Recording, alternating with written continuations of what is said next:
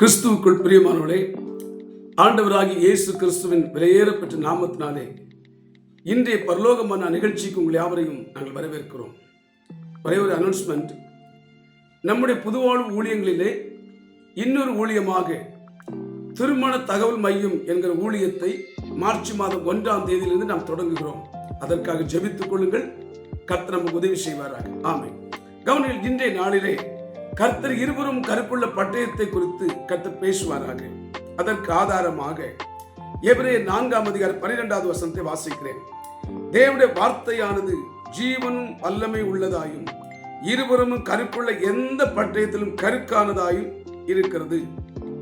கணுக்களையும் ஊனையும் பிரிக்கத்தக்கதாக உருவ குத்துகிறதாயும் இருதயத்தின் நினைவுகளையும் யோசனைகளையும் வகை இருக்கிறதாயும் இருக்கிறது.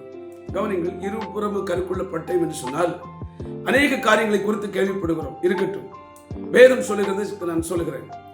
அதாவது எபிரேய மக்கள் ஆபிரகாமுடைய சந்ததியார் மாடு ஆடுகள் எல்லாம் பலி செலுத்தி சமைத்து சாப்பிடுகிற ஒரு மக்கள். நல்ல கறியெல்லாம் சாப்பிட்ட பிற்பாடு அந்த எலும்பு பெரிய எலும்பா இருக்கும். அந்த எலும்புக்குள்ள மஜ்ஜை இருக்கும். அது சாப்பிட்றதுக்கு நல்ல டேஸ்டியா இருக்கும். எல்லோ கலர்ல இருக்கும். நல்ல சாப்பிட்றதுக்கு டேஸ்டியா இருக்கும். ஹெல்த்தும் நல்லா இருக்கும். அதனால நம்ம வாயில வச்சு உறிஞ்சாலும் வராது, கீழே பிளேட்ல தட்டினாலும் வராது.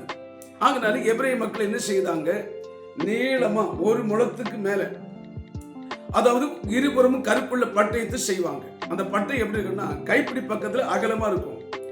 உள்ள முன்னுக்கு போக போக போக போக ரொம்ப கூர்மையா இருக்கும்.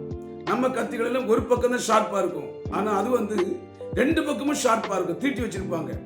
அப்படி அந்த எலும்புக்குள்ள விட்டுட்டு அப்படி குத்திட்டு அப்படி திருக்குனாங்க, உள்ள இருக்கிற மச்சை எல்லாம் வந்துடும்.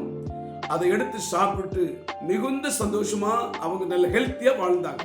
இதற்காக பயன்படுத்தப்படுகிற, அதாவது எலும்புக்குள்ள இருக்கக்கூடிய அந்த மஜ்ஜையை பிரிச்சு எடுக்கிறதுக்காக பயன்படுத்தப்பட்டதா அந்த இருபுறமும் கருப்புள்ள பட்டயம். ஆவியானவர் இதை சொல்லுகிறார், வேத வசனத்தோடு ஒப்பிடுகிறார். அப்படின்னு அர்த்தம் என்ன? நாம் வேத வசனத்தை கேட்கும் பொழுது நம்முடைய ஆத்மாவிலே ஒட்டி இருக்கக்கூடிய ஜென்ம சுபாவங்கள், மாம்ச சிந்தனைகள், பாரம்பரியங்கள், சீரழிக்கக்கூடிய கலாச்சாரங்கள், சடங்காச்சாரத்துக்குரிய எண்ணங்கள், மூட நம்பிக்கைக்குரிய எண்ணங்கள், இதெல்லாம் நம்முடைய ஆத்மாவில் தேவனுக்கு பிரியமில்லாத, நமக்கு வேண்டாத காரியங்கள் எல்லாம் ஒட்டிக்கிட்டு இருக்கும். இதையெல்லாம் வசனத்தை கேட்க கேட்க கேட்க கேட்க வசனம் எல்லாவற்றையும் பிரித்தெடுக்கும். முதல்ல இது தப்பு என்று சொல் வேத வசனம். இதை வேத வசனத்தை கேட்கும் பொழுது இதெல்லாம் தவறு என்று சொல்லும். அப்புறம் இது வேண்டான்னு, உனக்கு வேண்டான்னு சொல்லும்.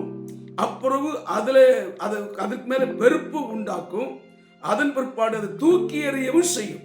இப்படி வேத வசனத்தை நாம் வாசிக்கும் பொழுது, கேட்கும் பொழுது, பிரசங்கத்தை கேட்க கேட்க கேட்க கேட்க நமக்கு பரிசுத்தத்தின் மேல் பரிசுத்தமும் பரிசுத்த ஜீவியமும் நமக்கு உண்டாகும் என்று வேதத்தில் எழுதியிருக்கிறது. ஆகவே நம்ம எல்லாரும் ஆலயத்துக்கு கண்டிப்பாக செல்ல வேண்டும்.